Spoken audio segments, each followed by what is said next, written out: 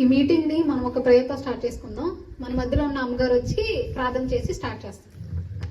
పరిశుద్ధుడు అయిన మా తండ్రి, మహాగరుడ, మహోన్నతుడ, సర్వాధికారి, నీకే వందనాలు, స్తుతులు, స్తోత్రాలు చెల్లిస్తూ ఉన్నాము నాయన. ఈ రాత్రికాల సమయంలో నా ప్రభువా, ఆయన ఈ స్థలంలోనికి మీరు రండి నాయన. నీ ఆత్మ సహాయాన్ని, నడిపింపుని మీరు మాకు దయచేయమని ప్రార్థిస్తూ ఉన్నాను. పాటల్లో మీరు తోడయుండి సహాయం చేయండి ప్రభువా. వాయిద్యములలో మీరు తోడయుండి సహాయం చేయమని ప్రార్థిస్తూ ఉన్నాను నాయన. మరి నీకు మహిమార్థమై పాడటానికి సహాయం చేయండి. స్వరాలను మీరు తాకమని ప్రార్థిస్తూ ఉన్నాను. దయగలిగిన ప్రభువా, వాక్య పరిచర్యలో మీరు తోడయుండి సహాయం చేయండి. నీ కుమారుణ్ణి మీరే నిలవబెట్టండి ప్రభువా. నాకు మాకు కావలసినటువంటి ఆత్మీయ ఆహారాన్ని మీరు అందించమని ప్రార్థిస్తూ ఉన్నాను ప్రభువా. ఈ కూడికి ఆది నుండి అంతం వరకు మీరే అధ్యక్షత వహించి క్రమముగా మర్యాదగా జరగటానికి మీ కృప చూపించి నీ ఆత్మ నడిపింపుని దయచేయమని యేసు నామంలో ప్రార్థించి అడిగి వేడుకుంటున్నాను పరమ తండ్రి, ఆమేన్. ప్రేయర్తో స్టార్ట్ చేసిన తర్వాత ఇప్పుడు మనం దేవుణ్ణి పాటల ద్వారా మహిమపరుచుకుందాం. మన మధ్యలో ఉన్న సింగింగ్ టీం వచ్చి సాంగ్స్ పాడతారు. అందరూ చప్పట్లు కొడుతూ దేవుని నామాన్ని మహిమపరుద్దాం.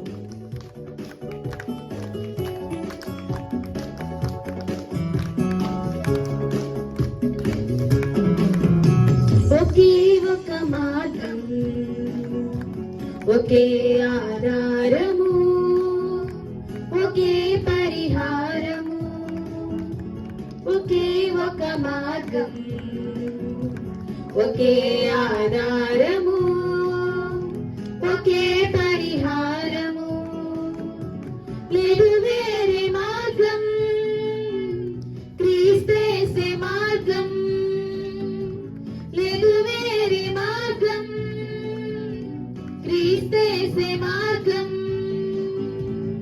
విడువము నీ మార్గం, ఒకే ఒక మార్గం, ఒకే ఆధారము, ఒకే పరిహారము.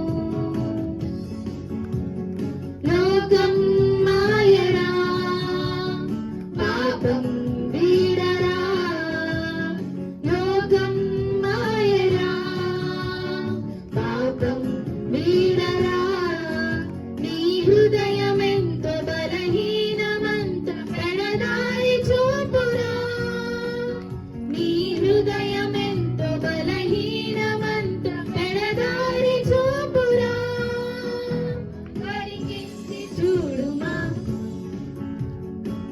ఒకే ఒక మార్గం, ఒకే ఆధారము, ఒకే పరిహారము.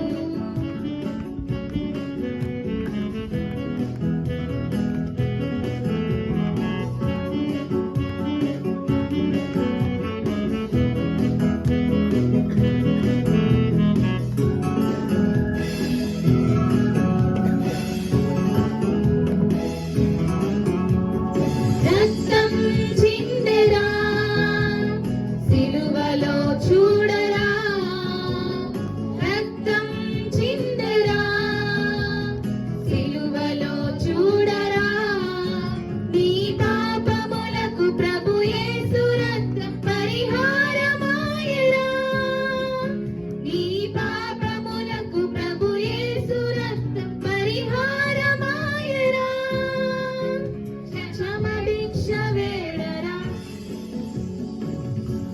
ఒకే ఒక మార్గం, ఒకే ఆధారము, ఒకే పరిహారము.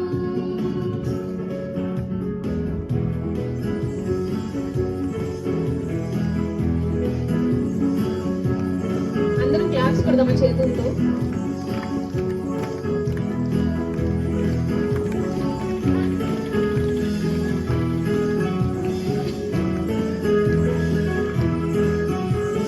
మరణం గెలిచెరా, మార్గం చూపెరా, మరణం గెలిచెరా, మార్గం చూపెరా,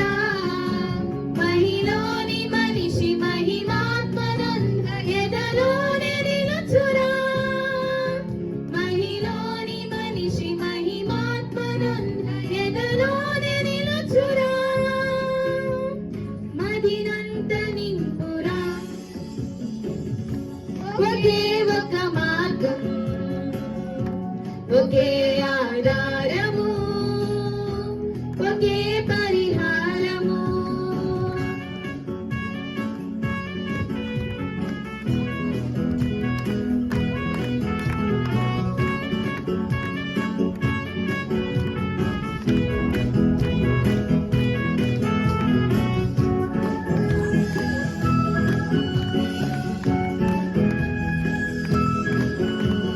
సమయం లేదురా సత్యమే సోదరా, సమయం లేదురా సత్యమే సోదరి.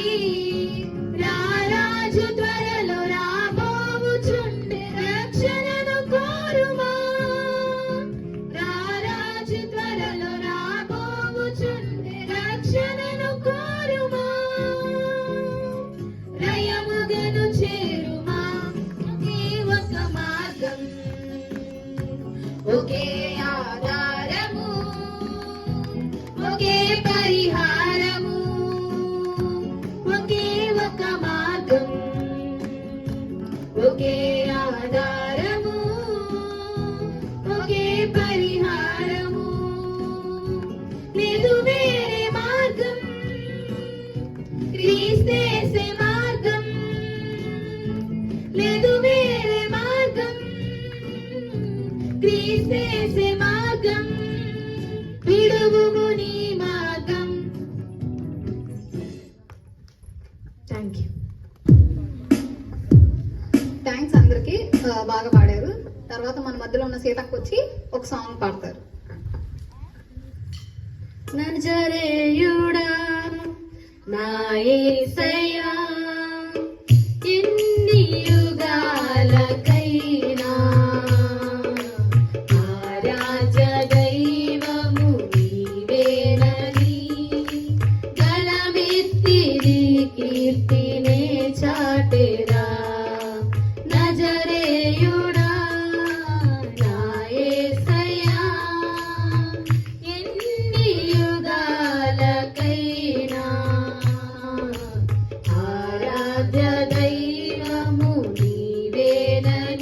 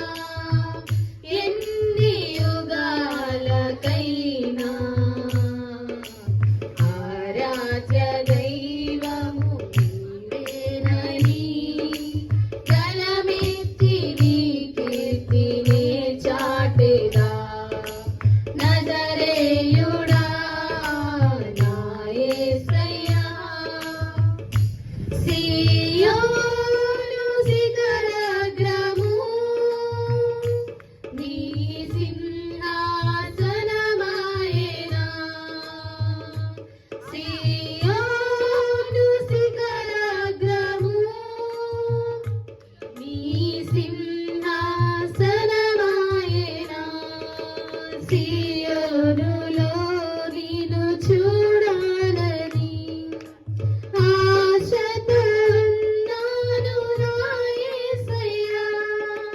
సియోనులో నిన్ను చూడాలని ఆశతో ఉన్నాను నా యేసయ్యా. నీకే వందనం,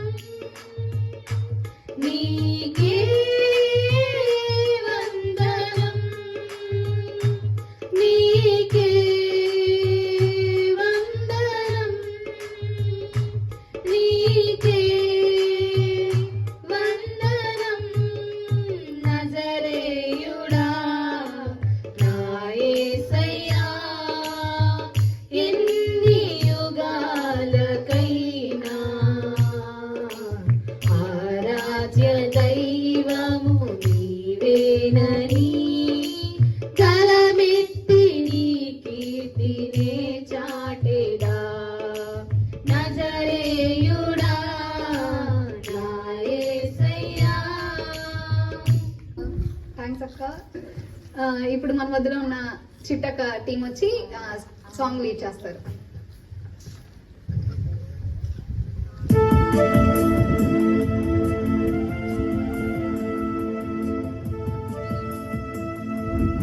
అందరూ చప్పట్లు కొడుతూ దేవుని నామాన్ని మహిమ. జీవితం విలువైనది అనే సాంగ్.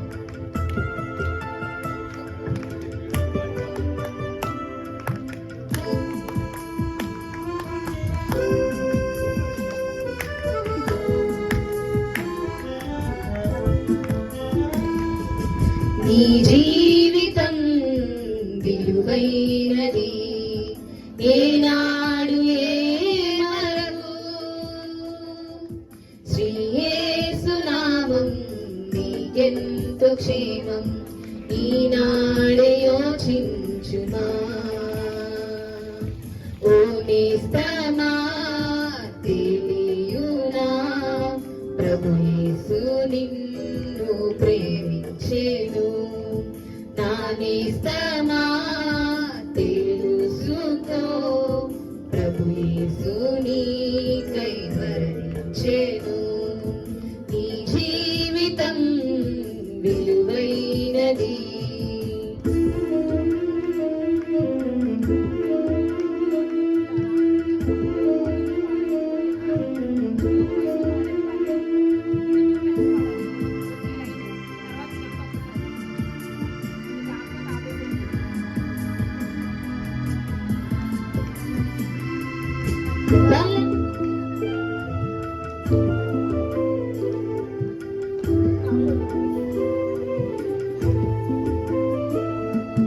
బలమైన పెనుగాలి వీచి అలలెంతో పైకి లేచి. బలమైన పెనుగాలి వీచి అలలెంతో పైకి లేచి. విలువైన నీ జీవిత నావా తలక్రిందులై వాలిపోవా. వలదు భయము నీకేలా, కలడు యేసే నీ తోడు. యేసు మరణించి మరి లేచెను, నిన్ను ప్రేమించి దరి చేర్చెను. నీ జీవితం విలువైనది.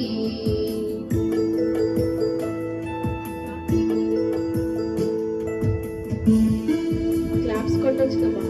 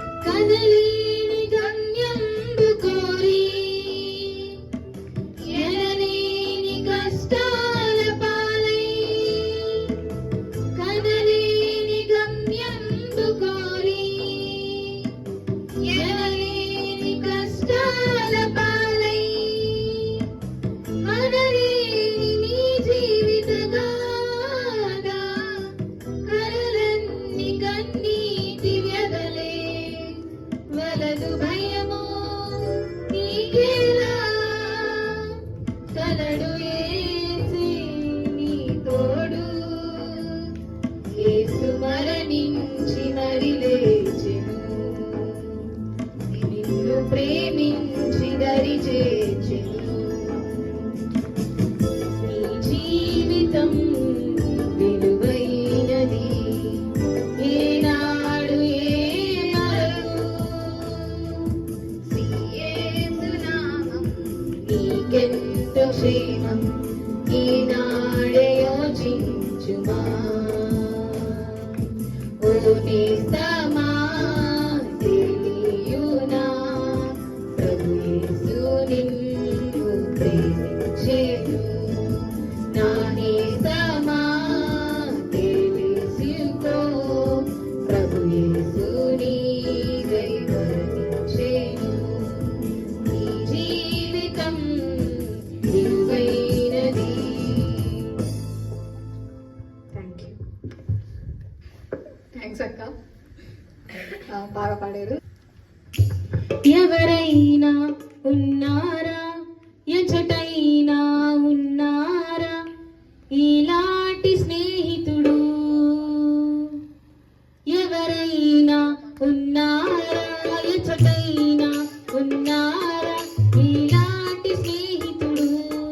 నా యేసయ్య లాంటి మంచి స్నేహితుడు, ప్రేమించి ప్రాణం పెట్టిన గొప్ప స్నేహితుడు. నా యేసయ్య లాంటి మంచి స్నేహితుడు,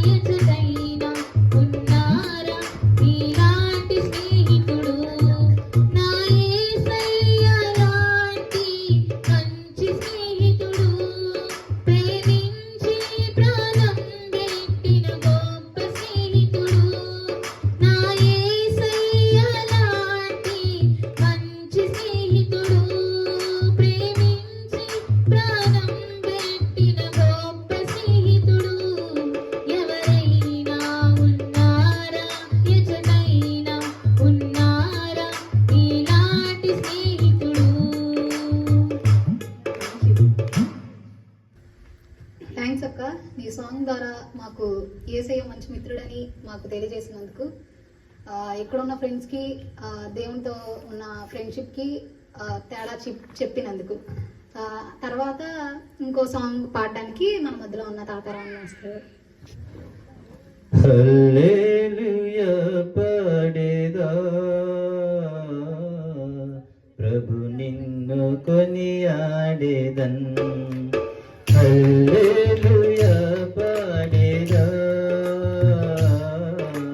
ప్రభు నిన్ను కొనియాడేదన్.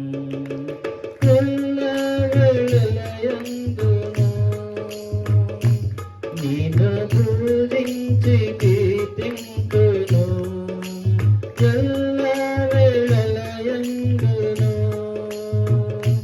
నిన్ను పూజించి కీర్తింతును. ప్రభువా నిన్ను నేను కొనియాడెదన్. ప్రభువా నిన్ను నేను కొనియాడెదన్. హల్లెలూయా పాడెదా ప్రభు నిన్ను కొనియాడెదన్. వాగ్దానములనిచ్చి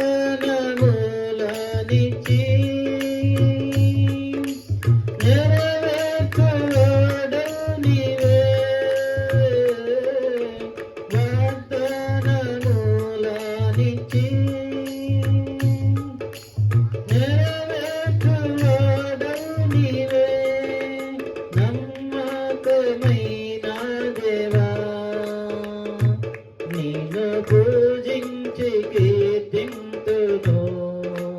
నమ్మకమైన దేవా నిన్ను పూజించి కీర్తింతును. ప్రభువా నిన్ను నేను కొనియాడెదన్. ప్రభువా నిన్ను నేను కొనియాడెదన్. హల్లెలూయా పాడెదా ప్రభు నిన్ను కొనియాడెదన్. ఎందరు నిన్ను చూచిరు వారికి వెలుగు కలుగెన్. ప్రభువా ఎందరు నిన్ను చూచిరు వారికి వెలుగు కలుగెన్. నీ వెలుగు నందితిని, నా జీవన జ్యోతివి నీవే. నీ వెలుగు నందితిని, నా జీవన జ్యోతివి నీవే. ప్రభువా నిన్ను నేను కొనియాడెదన్. ప్రభువా నిన్ను నేను కొనియాడెదన్. హల్లెలూయా పాడెదా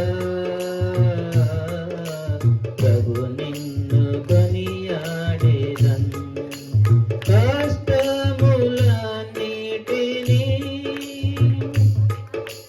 ప్రియముగా భరింతును.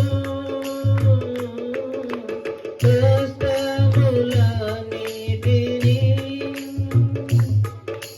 ప్రియముగా భరింతును. నీ కొరకు జీవింతును.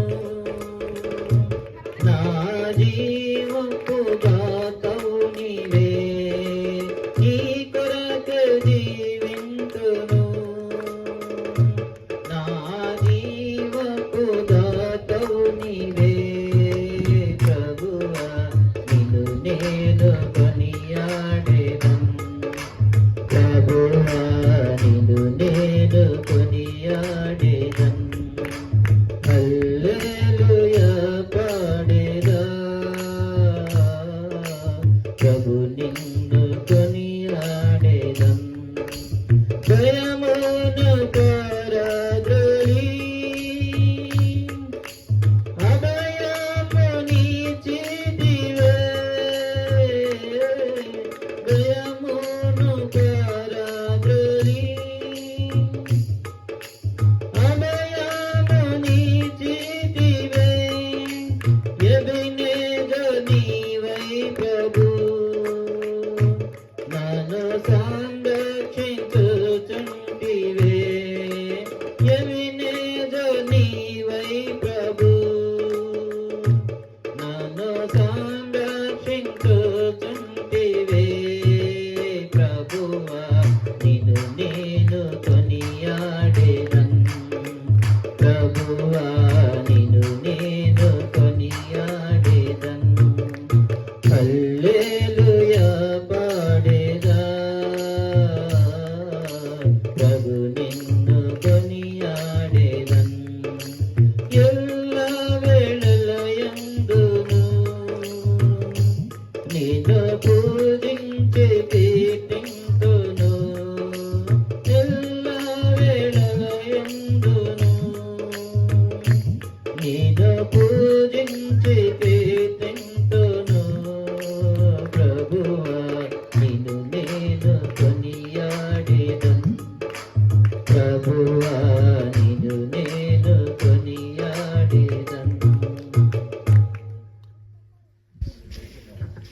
థ్యాంక్స్ అన్న, మీ సాంగ్ ద్వారా దేవుని స్తుతించారు. ఆ తర్వాత మన మధ్యలో ఉన్న జయంత్ అక్క వచ్చి ఒక పాట పాడతాం. ఆశ్చర్యకరుడు ఆలోచనకర్త నిత్యుడగు తండ్రి సమాధానకర్త ఆశ్చర్యకరుడు ఆలోచనకర్త నిత్యుడగు తండ్రి సమాధానకర్త నీ వంటి గొప్ప దేవుడు ఎవరున్నారిలో నీకు సాటైనా దీటైనా దేవుడు లేడులలో నీ వంటి గొప్ప దేవుడు ఎవరున్నారిలో నీకు సాటైనా దీటైనా దేవుడు లేడులలో ఆశ్చర్యకరుడు ఆలోచనకర్త నిత్యుడగు తండ్రి సమాధానకర్త ఆశ్చర్యకరుడు ఆలోచనకర్త నిత్యుడగు తండ్రి సమాధానకర్త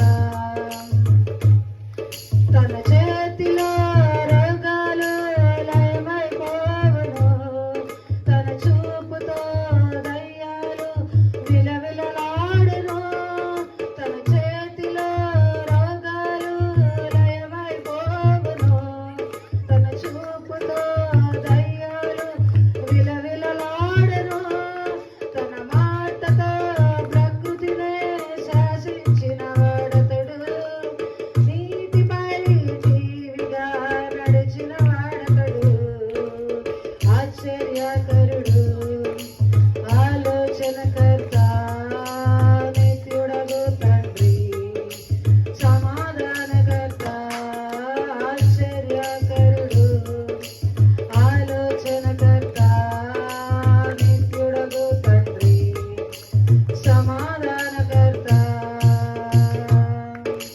మన కోసం తన ప్రాణాన్ని బలి ఇచ్చిన వాడతడు మన కోసం సజీవుడై లేచిన వాడతడు మన కోసం తన ప్రాణాన్ని బలి ఇచ్చిన వాడతడు మన కోసం సజీవుడై లేచిన వాడతడు తన శాంతినే పంచిపెట్టిన శాంతమూర్తి యేసు తన సర్వాన్ని ధారబోసిన త్యాగశీల క్రీస్తు తన శాంతినే పంచిపెట్టిన శాంతమూర్తి యేసు తన సర్వాన్ని ధారబోసిన త్యాగశీల క్రీస్తు ఆశ్చర్యకరుడు ఆలోచనకర్త నిత్యుడగు తండ్రి సమాధానకర్త ఆశ్చర్యకరుడు ఆలోచనకర్త నిత్యుడగు తండ్రి సమాధానకర్త నీ వంటి గొప్ప దేవుడు ఎవరున్నారిలలో నీకు సాటైనా దీటైనా దేవుడు లేడులలో నీ వంటి గొప్ప దేవుడు ఎవరున్నారిలలో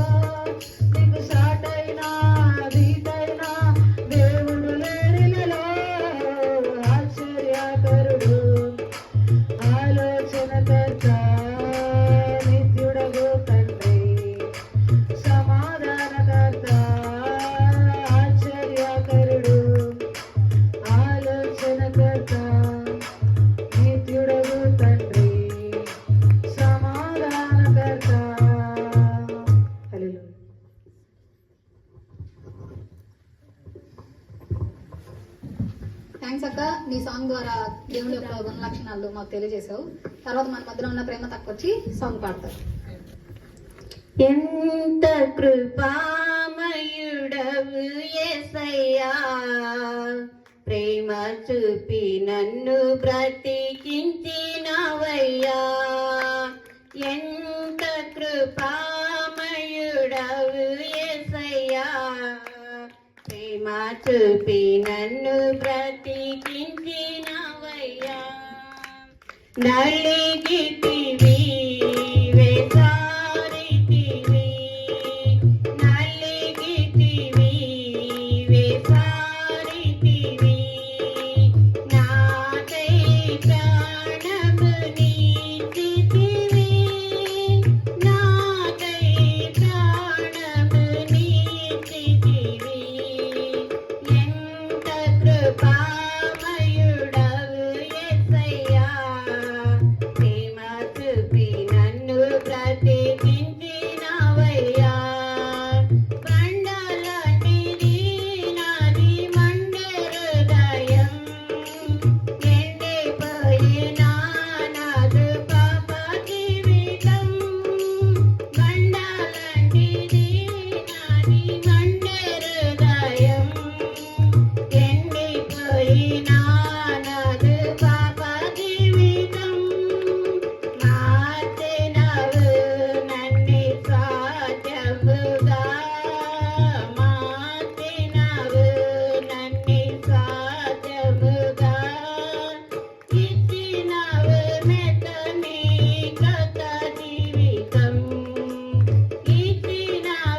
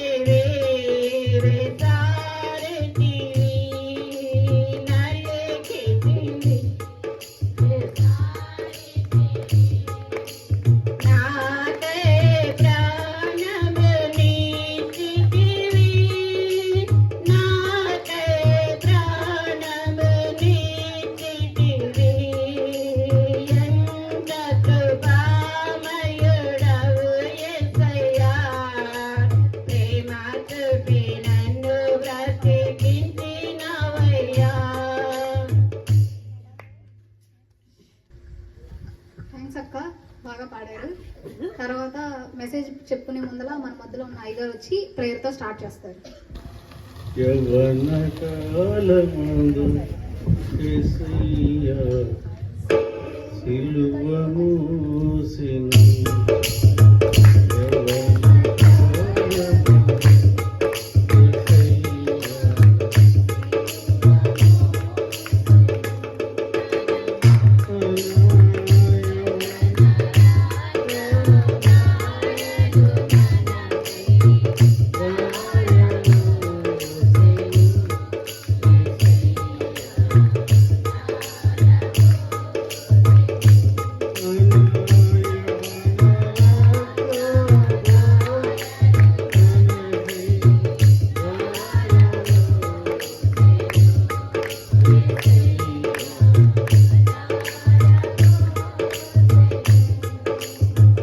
యవ్వన కాలమందు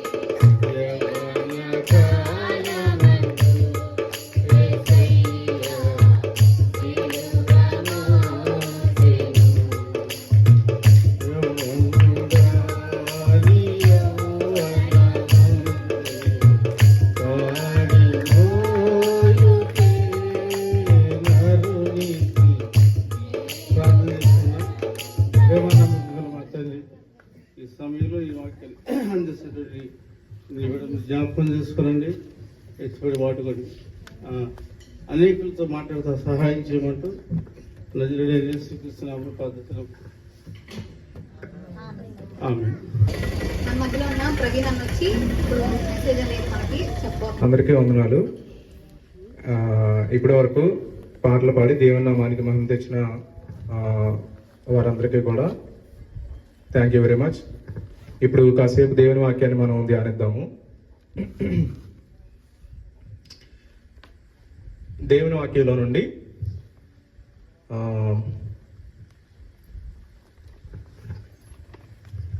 మనం రకరకాలుగా మెసేజెస్ వింటూ ఉంటాము. అయితే బైబిల్ మొత్తాన్ని మనం ఎలా చెప్పొచ్చు, ఒక సిస్టమేటిక్గా చూడాలంటే స్టార్టింగ్ నుంచి ఎండింగ్ వరకు కూడా దేవుడు కొన్ని ఒప్పందాల రూపంలో తీసుకొచ్చాడు. దాని గురించి ఈరోజు మనం ధ్యానం చేస్తాం. దీని కంటిన్యూషన్ కానీ రేపు ఉండుద్ది, దాని కంటిన్యూషన్ కానీ ఎల్లుండి ఉండుద్ది. సో ఈ 3 మెసేజెస్ కూడా ఒక సిరీస్ ఆఫ్ మెసేజెస్ లాగా మనం ఒక క్లోజ్డ్ స్ట్రక్చర్ తీసుకొద్దాం. ఓకే, ముందుగా ప్రార్థన చేసుకుందాం. ప్రార్థన చేసి మనం స్టార్ట్ చేసుకుందాం. ప్రభువా మీకు వందనాలు నాయన, ఇప్పటి వరకు మీరు తోడుగా ఉన్నారు, అందుని బట్టి మీకు స్తోత్రాలు. ప్రభువా మేము కాసేపు మీ వాక్యాన్ని ధ్యానిస్తుండగా మీ వాక్యంలోని సత్యాలను మేము గ్రహించడానికి సహాయం చేయండి. మా మనసులను తెరవండి ప్రభువా, గ్రహించగలిగే మనసులను ఇవ్వండి. మీ వాక్య సత్యాలకు లోబడే మనసులను ఇవ్వండి పరిశుద్ధాత్మ మీ సన్నిధిని మా మధ్యలో ఉంచండి, మాకు సహాయం చేస్తురండి. మీ వాక్యాన్ని శ్రద్ధగా నేర్చుకోవడానికి సహాయం చేయండి. యేసు నామములో అడుగుచున్నాను పరమ తండ్రి, ఆమేన్. సరే, బైబిల్ స్టార్టింగ్ నుంచి మనం ఎండింగ్ వరకు చూస్తే కూడా కొన్ని ఒప్పందాల రూపంలో ఉండిద్ది అని మనం చెప్పాం కదా. కొగనెంట్స్ అంటారు దీన్ని. బైబిల్ని ఇన్ఫాక్ట్ బైబిల్ని ఎలా విడగొట్టారంటే 2 భాగాలుగా విడగొట్టారు. మనకు బాగా తెలుసు ఏంటది, కొత్త నిబంధన, పాత నిబంధన. ఓల్డ్ కవెనెంట్ లేకపోతే పాత నిబంధన, న్యూ కవెనెంట్ లేకపోతే కొత్త నిబంధన. ఈ పాత నిబంధన గురించి ఈ క్రొత్త నిబంధన గురించి మీరేమనుకుంటున్నారు? పాత నిబంధన అంటే మీరు ఏమనుకుంటున్నారు? కొత్త నిబంధన అంటే మీరు ఏమనుకుంటున్నారు? పాత నిబంధన అంటే ఒక 39 పుస్తకాలు, కొత్త నిబంధన అంటే 27 పుస్తకాలు, అలా అనుకుంటున్నారా? పాత నిబంధనలో దేవుడు ఇక్కడ భూమిలో మనతో పాటు నివసించలేదని, తర్వాత క్రొత్త నిబంధనలో ఏముండిద్దంటే దేవుడు ఎలా అదే మన శరీరధారి అయి ఎలా ఉన్నారు, తర్వాత చేసిన ఏంటి మన కోసం, అలా గుడ్. అంటే మీకు కొంత అవగాహన ఉంది ఏదైనా కానీ. పాత నిబంధన అంటే కొన్ని పుస్తకాలు, కొత్త నిబంధన అంటే కొన్ని పుస్తకాలని. పాత నిబంధన అంటే ఆ టైంలో శరీరధారిగా యేసుక్రీస్తు మనతో లేరు, క్రొత్త నిబంధన అంటే శరీరధారిగా యేసుక్రీస్తు మనతో ఉన్నారని మనకి కొంత అవగాహన ఉంది. దాని గురించి మనం ఈరోజు కొంచెం ఆలోచిద్దాం.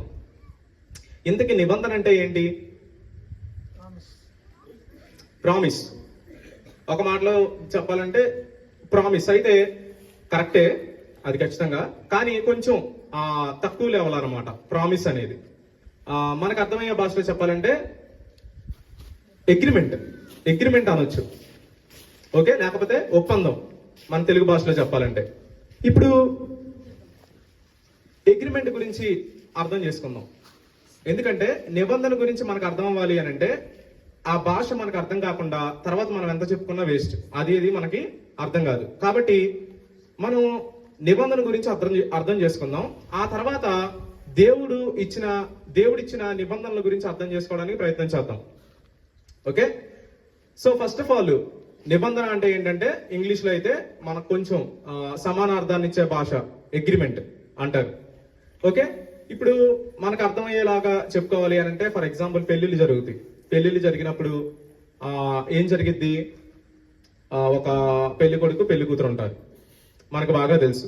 పెళ్లి కొడుకు తరపు కొంతమంది పెద్దోళ్ళు ఉంటారు, పెళ్లి కూతురు తరపు కొంతమంది పెద్దోళ్ళు ఉంటారు. ఇప్పుడు పెళ్లి కొడుకు ఒక పార్టీ 1 అనుకోండి, పెళ్లి కూతురు పార్టీ 2 అనుకోండి. పెళ్లి కొడుకు తరపున కొంతమంది పెద్దోళ్ళు, పెళ్లి కూతురు తరపున కొంతమంది పెద్దోళ్ళు, ఇద్దరు కలిసి అగ్రిమెంట్ చేపిస్తారు. ఓకే, అగ్రిమెంట్ ఎలా జరిగిద్ది అని అంటే చేతిలో చెయ్యేస్తారు. పెళ్లి కొడుకుది పెళ్లి కూతురిది చేతిలో చేసిన తర్వాత ఇటుపక్క పెద్దోళ్ళు అటుపక్క పెద్దోళ్ళు నుంచొని ఆ చేతులు పట్టుకుంటారు. అప్పుడు మధ్యలో ఒక మీడియేటర్ ఎంటర్ అవుతారు. ఓకే, మనకి తెలిసిన వాళ్ళు అయితే పాస్టర్స్. ఈ మీడియేటర్ ఎంటర్ అయ్యి మాటలు చెప్పిస్తారు పెళ్లి కూతురితో. కొన్ని మాటలు, నీకు మాత్రమే పెండ్లి భార్యనుగా ఉంటాను, కలిమిలో బాధలో కష్టంలో దుఃఖంలో నీతో పాటు జీవితకాలం ఉంటాను.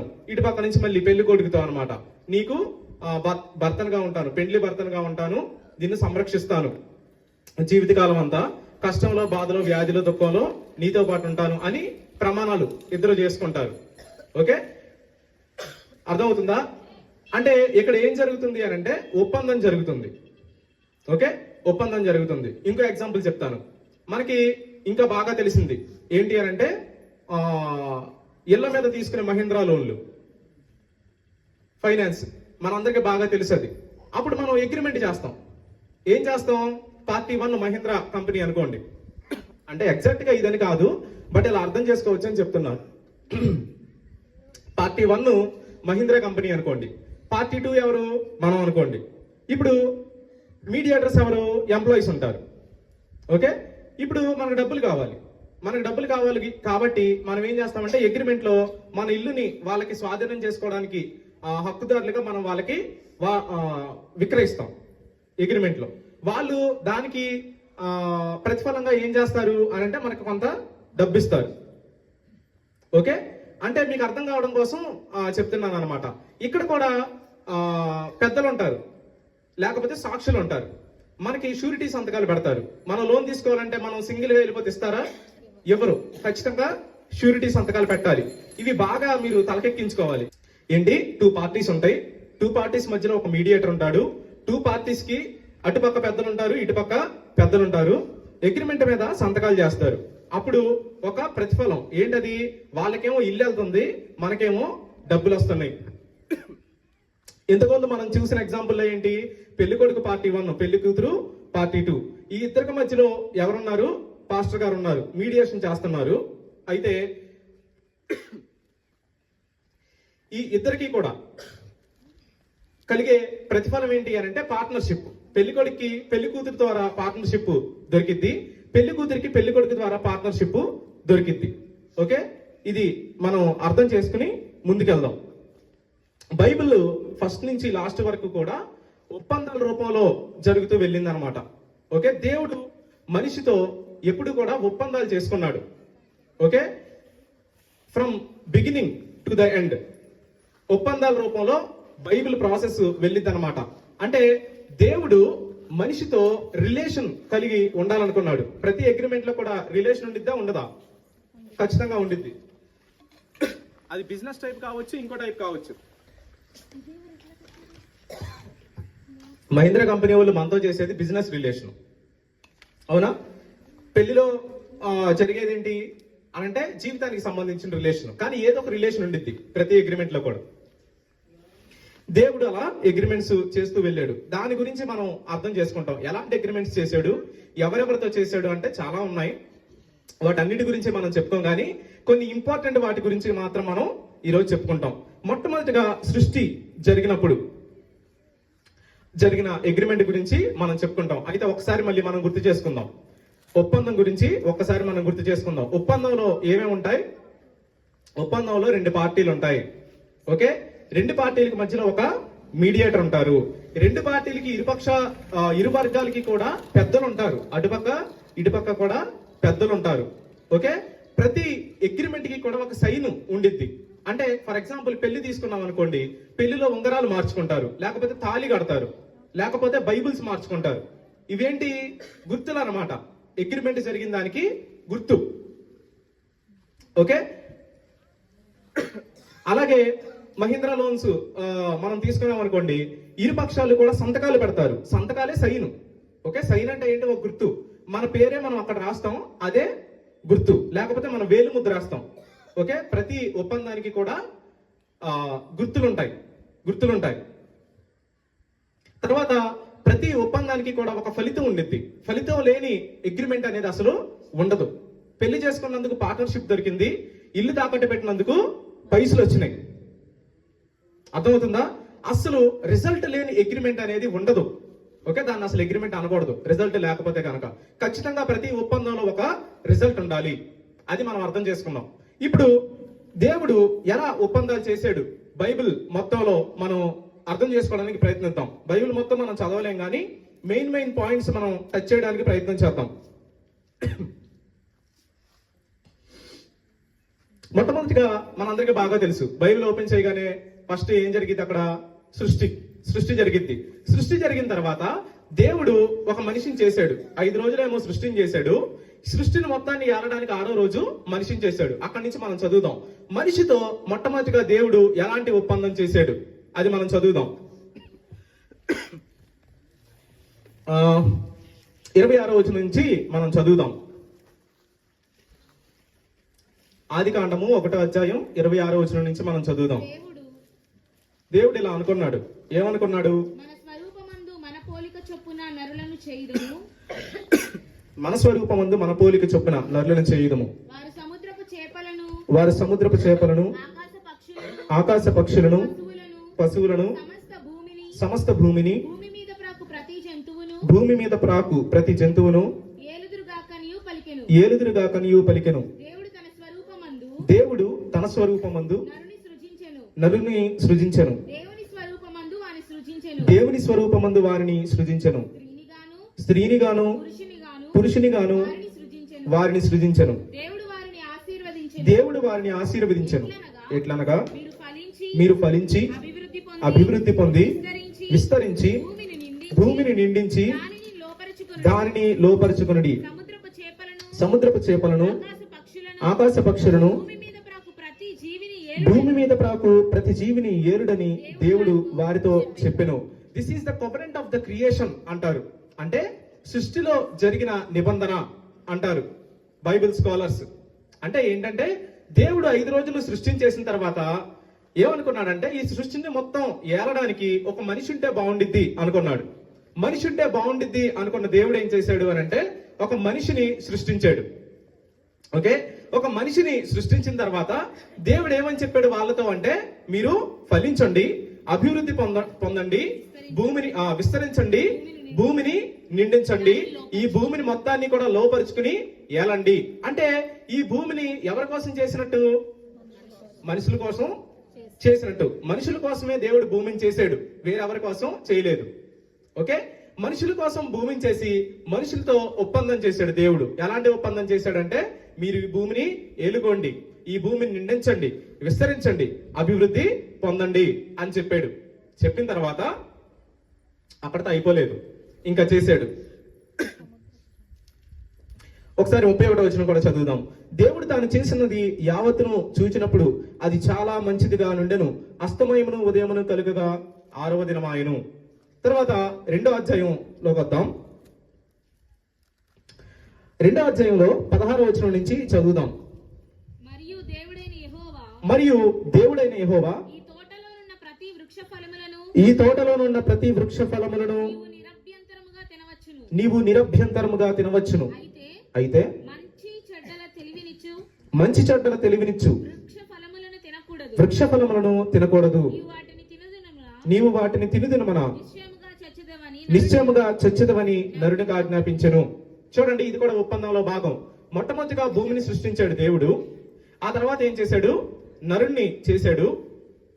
సృష్టి మొత్తం అయిన తర్వాత నరుణ్ణి భూమి మీద రాజుగా పెట్టాడు, మీరంతా ఏలండి అని చెప్పాడు.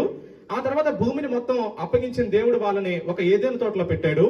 మొట్టమొదటిగా వాళ్ళకి ఇచ్చిన బాధ్యత ఏంటి అని అంటే ఆ ఏదెను తోటని కాయాలి, ఆ ఏదెను తోటని సేద్యపరచాలి, ఆ ఏదెను తోటలో ఉన్న అన్ని వృక్ష ఫలాలు వాళ్ళు తినొచ్చు, ఒక్కటి తినకూడదు.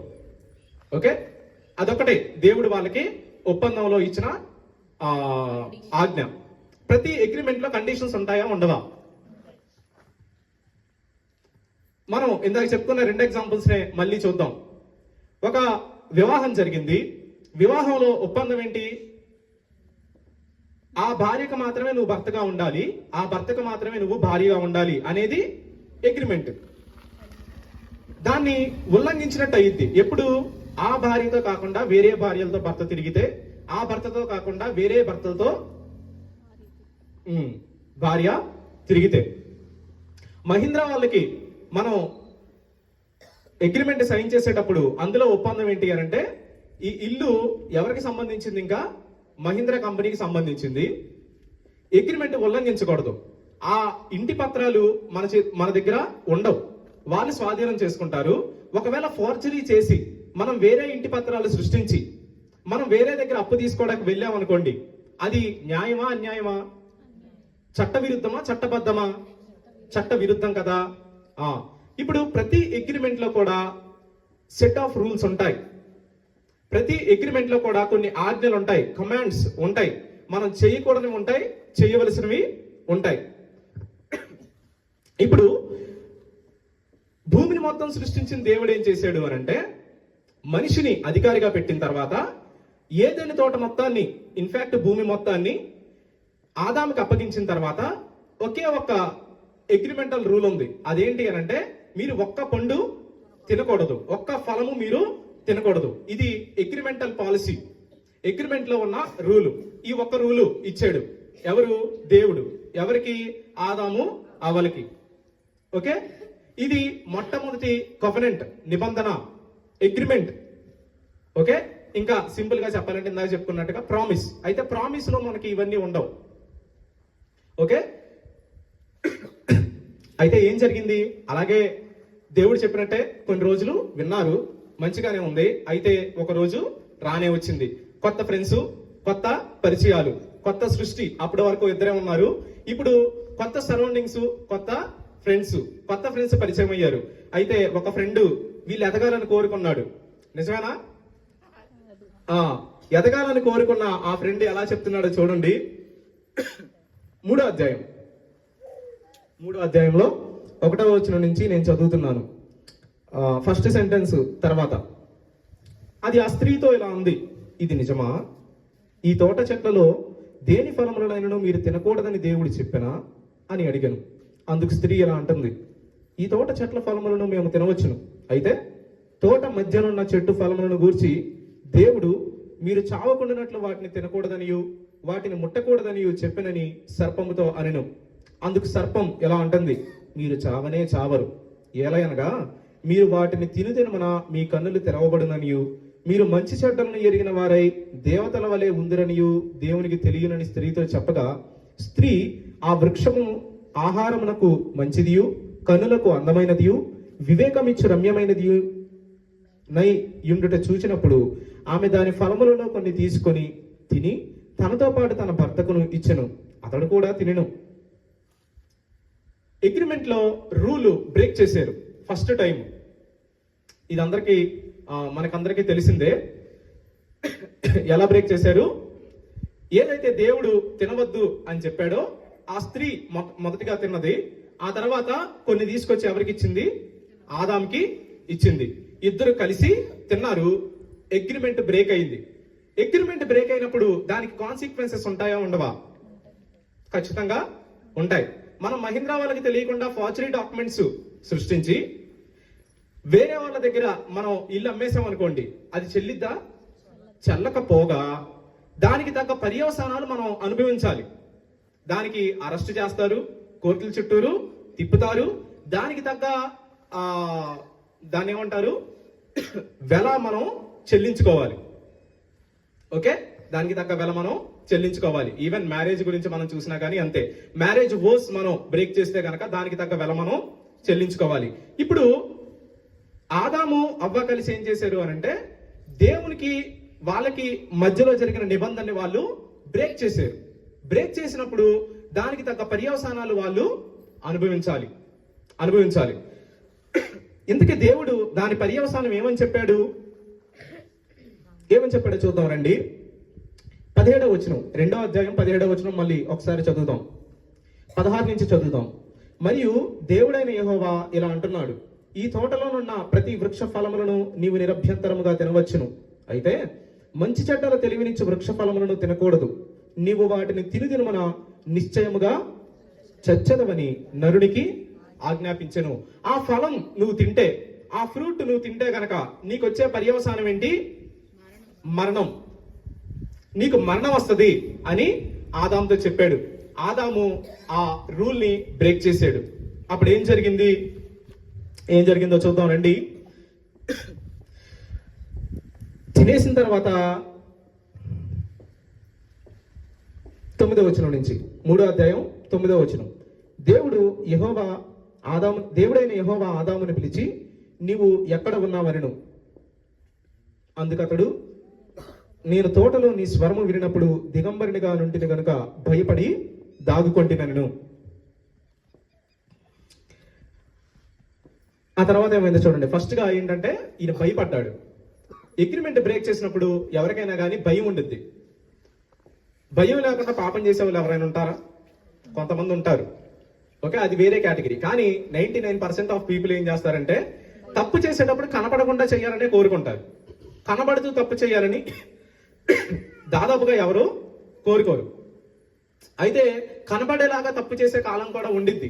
అదేంటంటే జనరల్ గా సమాజం ఒక టైంలో ఏమైందంటే ఎథికల్ గా బాగా డీగ్రేడెడ్ సొసైటీ అయిపోతుంది అనమాట. ప్రతి జనరేషన్ లో కూడా అది ఉండిద్ది. కొన్ని జనరేషన్స్ గడుస్తూ ఉన్నప్పుడు ఎథికల్ గా డీగ్రేడేషన్ లోకి వెళ్ళిపోతారు అనమాట. వాళ్ళకి తప్పు చేయాలంటే భయం ఉండదు. ఇన్ఫాక్ట్ మనం కూడా అదే కాలంలో ఉన్నాం. ఓకే, తప్పు చేయాలంటే మనం భయపడం. సిన్ యొక్క ఫస్ట్ కాన్సిక్వెన్సెస్ ఏంటి అనంటే, పాపం యొక్క మొదటి పర్యవసానం ఏంటి అనంటే భయం వేస్తుంది పాపం చేసినప్పుడు. తర్వాత ఏం జరిగిందో చూడండి.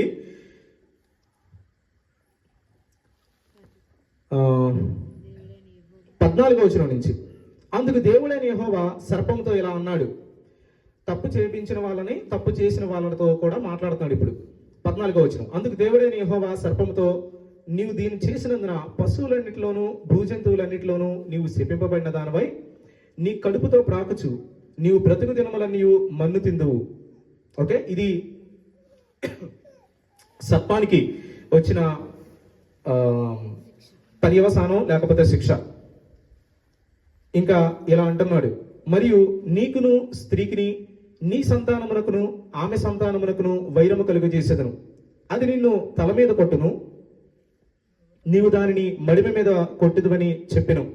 ఇది మొట్టమొదటి రెండో కాన్సిక్వెన్స్ అన్నమాట. ఏంటి అని అంటే సర్పానికి శాపం వచ్చింది. సర్పానికి వచ్చిన శాపం ఏంటి అని అంటే అది కడుపుతో ప్రాకుతుంది. దాని తలని ఎవరు చితక్ కొడతారు? హవ్వ నుంచి వచ్చే పిల్లలు చితక్ కొడతారు. అయితే ఈ సర్పం ఏం చేసిద్దంటే హవ్వ యొక్క పిల్లోడి మడిమను పట్టుకుని కరిచిద్ది. అయితే ఇది సింబాలికల్ లాంగ్వేజ్. పాము కాలు పట్టుకుని కరవడం గురించి కాదు ఇక్కడ మాట్లాడేది. మనం ముందుకెళ్లే కొద్దిగా మనం అర్థం చేసుకుంటాం. ఓకే, ఇది సింబాలికల్ లాంగ్వేజ్ అనమాట. ఎలా సింబాలికల్ లాంగ్వేజ్ అనేది మనకి ముందుకెళ్లే కొద్దిగా అర్థమైంది. ఇక్కడ మీరు కన్ఫ్యూజ్ అవ్వద్దు. ఓకే, మొట్టమొదటిగా భయం వేసింది, దాక్కున్నారు. రెండోదిగా ఏమైంది, వీళ్ళిద్దరికి వైరం వచ్చింది. ఎవరికి? స్త్రీ సంతానానికి, సర్పానికి. ఆ తర్వాత ఏం జరిగిందో చూద్దాం. ఆయన స్త్రీతో 16వ వచనం చదువుతున్నాను. ఆయన స్త్రీతో, నీ ప్రయాసమును నీ గర్భవేదనను నేను మిక్కిలి హెచ్చించదను. వేదనతో పిల్లలను కందువు, నీ భర్త ఎడల నీకు వాంఛ కలుగును, అతడు నిన్ను ఏలునని చెప్పెను. ప్రయాసతో వేదనతో పిల్లల కంటం ఎక్కడ స్టార్ట్ అయింది అని అంటే అక్కడే స్టార్ట్ అయింది. ఎక్కడ? మొట్టమొదటి పాపం జరిగిన తర్వాత ఆ పాపానికి వచ్చిన పర్యవసానం దగ్గర స్టార్ట్ అయింది. ఓకే, నెక్స్ట్ ఏం జరిగిందో చూద్దాం. 17వ వచనం. ఆయన ఆదాముతో ఇలా అంటున్నాడు, నీవు నీ భార్య మాట విని తినవద్దని నేను నీకు ఆజ్ఞాపించిన వృక్ష ఫలములను తింటివి గనుక నీ నిమిత్తము నేల శపించబడి ఉన్నది. ప్రయాసముతోనే నీవు బ్రతుకు దినముల నీవు దాని పంట తిందువు. అది ముండ్ల తుప్పలను గచ్చపొదలను నీకు మొలిపించును. పొలములోని పంట తిందువు. నీవు నేలకు తిరిగి చేరు వరకు నీ ముఖపు చెమట కార్చి ఆహారము తిందువు. ఎలయనగా నేల నుండి నీవు తీయబడితివి, నీవు మన్నే గనుక తిరిగి మన్నైపోదువని చెప్పెను.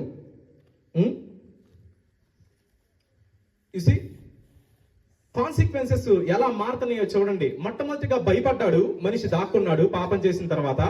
ఇప్పుడు ఏం జరుగుతుంది అనంటే శాపాలు, కర్సెస్ ఒకదాని వెంట ఒకటి. సర్పానికి వచ్చిన కర్సు ఏంటి అనంటే దాని తల చితుకుతుంది అనే కర్సు. తర్వాత హవ్వకు వచ్చిన కర్సు శాపం ఏంటి అనంటే వేదనతో పిల్లల కండం. ఆ తర్వాత ఆదాంకి వచ్చిన కర్సు ఏంటి, శాపం ఏంటి అనంటే నువ్వు కష్టపడి చెమట కార్చి తింటావు. నువ్వు తినే తిండంతా కూడా నువ్వు చచ్చే వరకు అలాగే ఉంటావు, చచ్చే వరకు నువ్వు కష్టపడి తింటమే అని శపించాడు. శపించిన తర్వాత ఏం జరిగిందో మనం చూద్దాం. ఓకే, అది చూసే ముందు ఒకసారి మళ్ళీ మనం గుర్తు చేసుకుందాం. మొట్టమొదటిగా మనం దేని గురించి చూసాం? ఒప్పందం గురించి చూసాం. బైబిల్ అంతా కూడా ఒప్పందాల పరంపర అని నేను చెప్పాను. ఒప్పందం అంటే ఏంటో చెప్పాను. ఒప్పందంలో ఉంటే ఎలిమెంట్స్ ఏంటో నేను చెప్పాను. ఒప్పందంలో ఎవరెవరు ఉంటారు అని అంటే 2 వర్గాలు ఉంటాయి, 2 పార్టీస్ ఉంటాయి. 2 పార్టీస్ మధ్యలో ఒక మీడియేటర్ ఉంటారు. ఓకే, ఆ తర్వాత 2 పార్టీస్ కి ఇటుపక్క కూడా సాక్షులు ఉంటారు. ఓకే, ఆ తర్వాత ఇంకేం చూసాం? ప్రతి ఒప్పందానికి కూడా ఒక ఫలితం ఉండాలి. ఫలితం లేని ఒప్పందం అంటూ ఏది ఉండదు అనేది మనం చూసాం. ప్రతి ఒప్పందంలో కూడా ఒక గుర్తు ఉండిద్ది. ఓకే, అది మనం పెళ్లిలో చూస్తే తాళే కావచ్చు, ఉంగరమే కావచ్చు, మెట్లు కావచ్చు, ఏదైనా కావచ్చు. పెళ్లి అయిపోయిన దానికి ఒక గుర్తు. అదే మనం మహీంద్రా డాక్యుమెంట్ లో చూస్తే కనుక సైన్. ఓకే, షూరిటీ సంతకాలు కావచ్చు, పార్టీ 1 పార్టీ 2 సంతకాలు కావచ్చు. ఓకే, ఇది మనం చూసాం. దీని తర్వాత మనం ఏం చూసామంటే మొట్టమొదటి ఒప్పందం గురించి మనం చూస్తాం. బైబిల్లో ఉన్న మొట్టమొదటి ఒప్పందం అది సృష్టికి సంబంధించిన ఒప్పందం.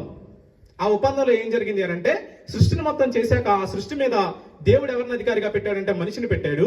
ఆ మనిషికి ఒక ఆజ్ఞ ఇచ్చాడు, నువ్వు అన్ని వృక్షఫలాన్ని తినొచ్చు కానీ ఒక్క వృక్షఫలం మీరు తినకూడదు అని చెప్పాడు. అయితే మనిషి ఏం చేశాడు అని అంటే ఆ వృక్షఫలాన్ని తిన్నాడు. ఇద్దరు కలిసి తిన్నారు, స్త్రీ పురుషులు ఇద్దరు కూడా కలిసి తిన్నారు. కలిసి తిన్నందువల్ల వాళ్ళకి శాపం వచ్చింది. ఓకే, అలా తినడానికి కారణమైన సర్పానికి వచ్చిన శాపం ఏంటి అని అంటే దాని తల చితుకుతుంది అనే శాపం. ఎవరు ఆ చితక కొట్టేది అని అంటే హవ్వకు పుట్టిన సంతానం. ఓకే, తర్వాత వీళ్ళకి వచ్చిన శాపం ఏంటి అని అంటే హవ్వ వేదనతో పిల్లల్ని కంటది. ఆదాము కష్టం చేసి చెమట కార్చి తాను బ్రతికే దినాలన్నీ కూడా బ్రతుకుతాడు. ఇక్కడ వరకు మనం అర్థం చేసుకున్నాం. నెక్స్ట్ ఏం జరిగిందో మనం చూద్దాం. 4వ అధ్యాయం. ఆదాము తన భార్య అయిన హవ్వను కూడినప్పుడు ఆమె గర్భవతి అయి కయ్యూనును కని యెహోవా దయ వలన నేను ఒక మనిషిని సంపాదించుకున్నాను అనెను. ఓకే, యాక్చువల్ గా ఇక్కడ ఏం జరిగింది అంటే వీళ్ళిద్దరికి పిల్లలు పుట్టారు. పాపం జరిగింది, పాపం వల్ల కొన్ని పర్యవసానాలు వచ్చినాయి. ఆ తర్వాత వీళ్ళిద్దరికి పిల్లలు పుట్టారు. మొట్టమొదటిగా కయ్యూను అనే పిల్లోడు పుట్టాడు. ఓకే, కయ్యూను అనే పిల్లోడు పుట్టగానే హవ్వలో నుంచి ఒక కేక. ఓకే, అది ప్రసవానికి సంబంధించిన బాధతో వచ్చిన కేక కన్నా కూడా ఆనందంతో వచ్చిన కేక. ఏంటి అనంటే యెహోవా దయ వల్ల నేను ఒక మనిషిని సంపాదించుకున్నాను అని చెప్తుంది. ఎందుకు చెప్తుందంటే రండి ఎందుకు చెప్తుందో చూద్దాం. 3వ అధ్యాయం 15వ వచనం మనం ఇందాక చదివాం. మరియు నీకును స్త్రీకిని నీ సంతానమునకును ఆమె సంతానమునకును వైరము కలుగజేసేదను. అది నిన్ను తల మీద కొట్టును, నీవు దానిని మడిమి మీద కొట్టదు. ఇప్పుడు నా కయ్యూను పుట్టాడు కదా, ఈ కయ్యూను ఏం చేస్తాడంటే నన్ను సర్పం మోసపుచ్చింది కదా, ఆ సర్పాన్ని తల మీద కొడతాడు అనుకుంటుంది. అనుకుని ఆనందంతో కేక పెడుతుంది. ఏమని? యెహోవా దయ వల్ల నేను ఒక మనుషుణ్ణి సంపాదించుకున్నాను అని చెప్తుంది. కానీ అది నిజం కాదు. దేవుడు చెప్పింది కయ్యూను గురించి కాదు. కయ్యూను బుద్ధేంటో ముందుకెళ్లే ముందుకు మనకి తెలుసుద్ది. తన సొంత తమ్ముణ్ణి మర్డర్ చేశాడు. ఎవరు? కయ్యూను సర్పం యొక్క తలని చితకదొక్కేవాడు కాదు. కయ్యూను స్వార్థపరుడు, కయ్యూను మర్డరర్. కానీ హవ్వనుకుంది కయ్యూను నన్ను రక్షిస్తాడు కాబోలు, ఈ సర్పం నుంచి వచ్చిన కరుసు నుంచి నేను త్వరగా తప్పించుకోవచ్చు అనుకుని యెహోవా దయ వల్ల నేను మనిషిని సంపాదించుకున్నాను అనుకుంటుంది. కానీ దేవుడు చెప్పిన సంతానం కయ్యూను గురించి కాదు, ఇంకా ముందుకు ఉంది. ఒకటి ఒప్పందం అయిపోయింది. ఓకే, ఆ తర్వాత ఒప్పందం గురించి మనం చూద్దాం. అయితే ఇప్పటివరకు మీకు చెప్పింది అర్థమైందా? ఇలా ఆదాము హవ్వ మొట్టమొదటిగా దేవుడు చేసిన మనుషులు. ఆ తర్వాత వాళ్ళకి సంతానం చాలా మంది పుట్టారు, ఇంకా మనుషులు పెరుగుతున్నారు. అలా పెరిగి మనం ఇందాక చెప్పుకున్నట్టుగా ఒక తరం వచ్చేసింది. అది ఎలాంటి జనరేషన్ అంటే నైతిక విలువల స్థాయిల్లో వాళ్ళు బాగా దిగజారిపోయిన తరం. ఆ తరం అలాంటి తరం వచ్చేసింది. ఆ తరం గురించి మనం చూద్దాం రండి. ఆదికాండంలో 6వ అధ్యాయం.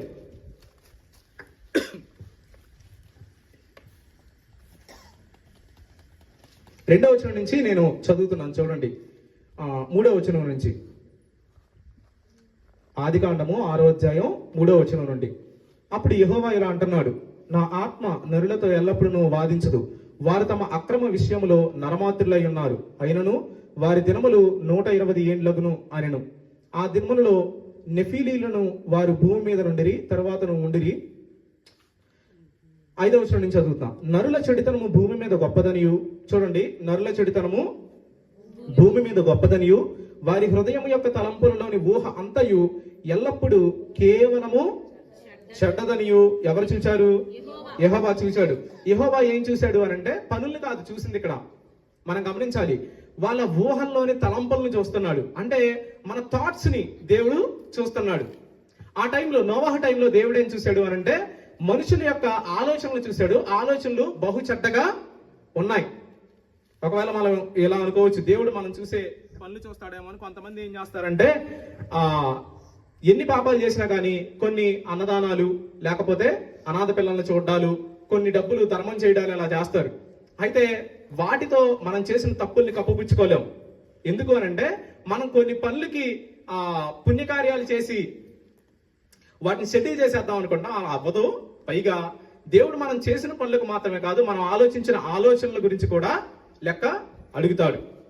ఇప్పుడు చూడండి, ఇది ఎలాంటి తరం అని అంటే నరుల చెడుతనము భూమి మీద గొప్పదనియు, వారి హృదయం యొక్క తలంపుల్లోని ఊహ అంతయు ఎల్లప్పుడూ కేవలము చెడ్డదనియు యెహోవా చూచి తాను భూమి మీద నరులను చేసినందుకు యెహోవా సంతాపమునుంది తన హృదయంలో నొచ్చుకొనెను. అప్పుడు యెహోవా, నేను సృజించిన నరులతో కూడా జంతువులను, పురుగులను, ఆకాశ పక్షాదులను భూమి మీద ఉండకుండా తుడిచివేయుదును. ఎలాగనగా నేను వారిని సృష్టించినందుకు సంతాపమునంది ఉన్నాను అనెను. అయితే నోవాహు యెహోవా దృష్టి యందు కృప పొందిన వాడాయను. దేవుడు ఏమనుకున్నాడు అని అంటే కొన్ని తరాలు గడిచిపోయినాయి. ఆదాము తర్వాత చాలా తరాలు వచ్చాయి. చాలా మంది మనుషులు భూమి మీద ఉద్భవించారు, పుట్టారు, అయితే చెడిపోయారు. ఒక జనరేషన్ వచ్చేసరికి భయం లేకుండా తప్పు చేసే జనరేషన్ వచ్చేసింది. వాళ్ళ ఇష్టానుసారంగా నడుచుకునే జనరేషన్ వచ్చేసింది. కాబట్టి దేవుడు ఏం చేశాడు అని అంటే వాళ్ళ మీదకి శిక్షని తీసుకురావడానికి సమాయత్తం అయ్యాడు. వాళ్ళ మీదకి శిక్ష తీసుకురావడానికి ఆయన ఆలోచనలో స్థిర నిశ్చయం చేసుకున్నాడు, దృఢ నిశ్చయం చేసుకున్నాడు. ఇప్పుడు వాళ్ళ మీదకి శిక్ష రాబోతుంది. అది ఎలాంటి శిక్ష అనంటే మనుష్య జాతి మొత్తం తుడిచిపెట్టుకుపోయే శిక్ష. మనుష్య జాతి మొత్తం తుడిచిపెట్టుకుపోయే శిక్ష. అయితే ఒక్కరిని మాత్రమే కాపాడాలనుకున్నాడు. అతని పేరేంటి? నోవాహు. నోవాహు స్టోరీ కూడా మనకు తెలుసు. ఇప్పుడు నోవాహును కాపాడాడు. నోవాహుతో పాటు కొన్ని జంతువులు, ఓకే, నోవాహు ఫ్యామిలీ మెయిన్ గా నోవాహు భార్య, నోవాహుకున్న 3 కొడుకులు, వాళ్ళ కూతుర్లు ఓడలోకి వెళ్ళారు. కొన్ని జంతువులు, 3 కోడళ్ళు వెళ్ళారు. ఆ తర్వాత కొన్ని జంతువులు, కొన్ని పక్షులు కూడా ఓడలోకి వెళ్ళాయి. వెళ్ళిన తర్వాత ఒక పెద్ద జలప్రలయం వచ్చింది. ఆ జలప్రలయంలో అందరూ చనిపోయారు. అందరూ అంటే ఎంతమంది? భూమి మీద ఉన్న జనం మొత్తం. మొట్టమొదటిగా సృష్టి ఎక్కడి నుంచి ప్రారంభమైంది? ఆదాము అవ్వ దగ్గర నుంచి ప్రారంభమైంది. ఆ తర్వాత చాలా మంది జనాభా పెరిగారు. ఈ పెరిగిన జనాభా అంతా తుడిచిపెట్టుకుపోయారు. ఎవరి టైంలో? నోవాహు టైంలో. మళ్ళీ ఇప్పుడు నోవాహు కుటుంబం ఒకటే బ్రతికింది. ఇప్పుడు నోవాహు దగ్గర నుంచి మళ్ళీ ఏం స్టార్ట్ అయింది? సృష్టి స్టార్ట్ అయింది. అప్పుడు ఏం జరిగిందో మనం చూద్దాం.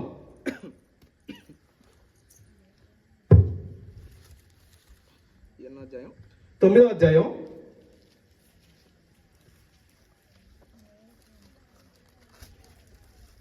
అధ్యాయం 8వ వచనం నుండి. మరియు దేవుడు నోవాహు అతని కుమారులతో, ఇదిగో నేను మీతోను, మీ తదనంతరము మీ సంతానముతోను, మీతో కూడనున్న ప్రతి జీవితోను, పక్షులేమి పశువులేమి, మీతో కూడా సమస్తమైన భూజంతువులేమి, ఓడలో నుండి బయటకు వచ్చిన సమస్త భూజంతువులతోనూ నా నిబంధన స్థిరపరచుచున్నాను. మళ్ళీ నిబంధన చేస్తున్నాడు దేవుడు. ఆదాముతో నిబంధన చేసిన దేవుడు ఇప్పుడు నోవాహుతో నిబంధన చేస్తున్నాడు. ఏమని నిబంధన చేస్తున్నాడు? రండి చూద్దాం 11వ వచనం నుంచి. నేను మీతో నా నిబంధన స్థిరపరచుదును.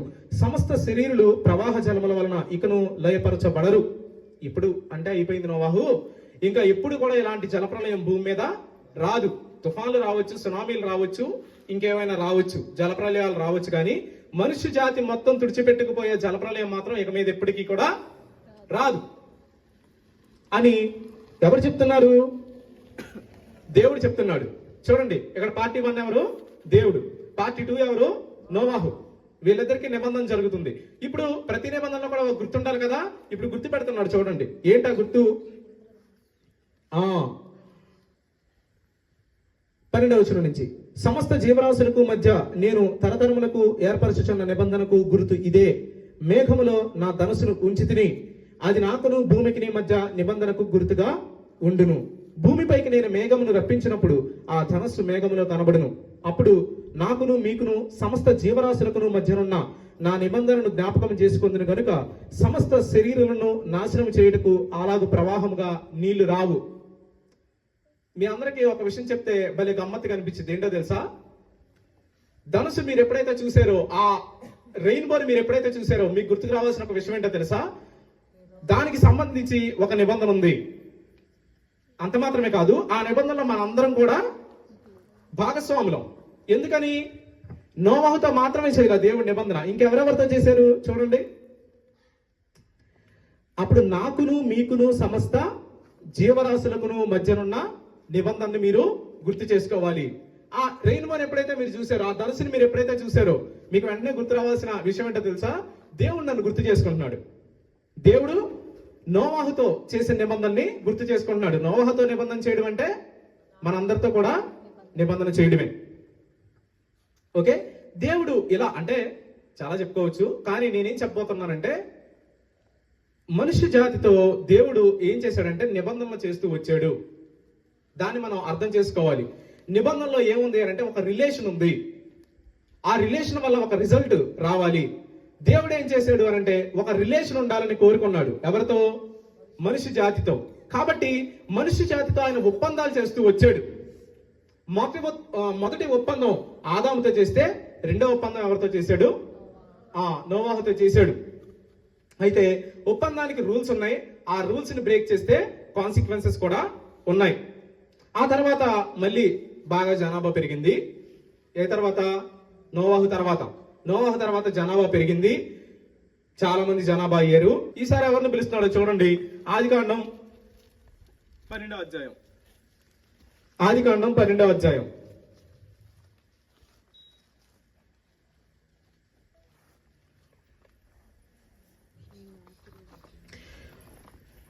అక్కడ అబ్రహాం అనే ఒక వ్యక్తి ఉన్నాడు. అబ్రహాం అనే వ్యక్తిని పిలుస్తున్నాడు. ఎవరు? దేవుడు. ఇలా అంటున్నాడు చూడండి. యెహోవా మాట్లాడుతున్నాడు అబ్రహాముతో, నీవు లేచి నీ దేశం నుండి, నీ బంధువుల యొద్ద నుండి, నీ తండ్రి ఇంట నుండి బయలుదేరి నేను నీకు చూపించే దేశమునకు వెళ్ళుము. నిన్ను గొప్ప జనముగా చేసి నిన్ను ఆశీర్వదించి నీ నామమును గొప్ప చేయుదును. నీవు ఆశీర్వాదముగా నుందువు.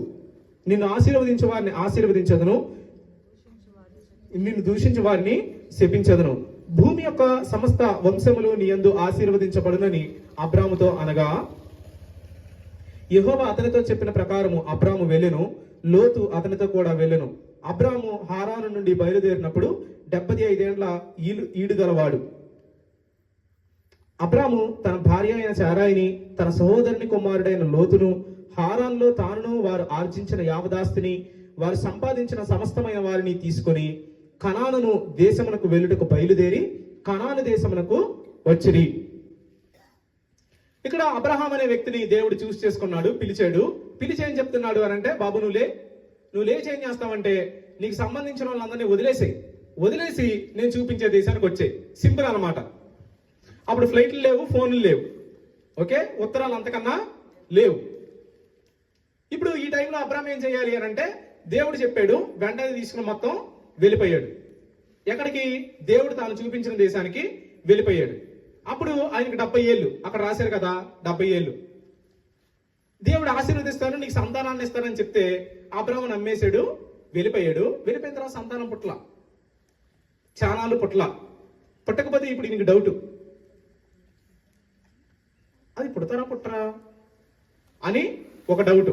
అప్పుడు దేవుడు తనతో చేసే నిబంధన మనం చూద్దాం. 15వ అధ్యాయం